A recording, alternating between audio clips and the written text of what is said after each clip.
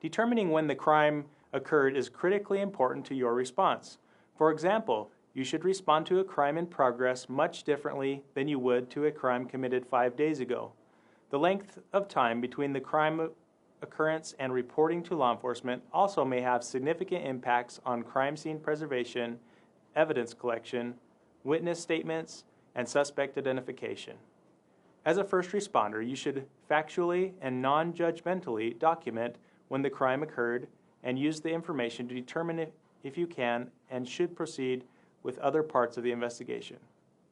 There are many instances where a victim of sexual assault or third party will report the information to law enforcement days, weeks, months, even years after the crime occurred. The length of time between the crime and the report does not imply the victim is more or less truthful. Victims of rape and sexual assault often struggle with feelings of shame, guilt, denial, self-doubt, fear of physical safety, fear of not being believed, and fear they will be blamed or judged. We also know trauma can affect how the brain rationalizes or determines what is a good idea and what is a bad idea. Additionally, we know sexual predators seek victims who are vulnerable and less likely to report to law enforcement. Keeping all this in mind, it is a good idea to respond to the victim with sensitivity.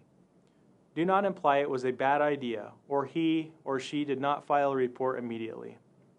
Instead, accept the late report as a fact you will document in your report non-judgmentally. Acknowledge to the victim that it was a good idea to report it to police regardless of the length of time that has passed, and ask the victim if he or she told anyone else about the incident before contacting police.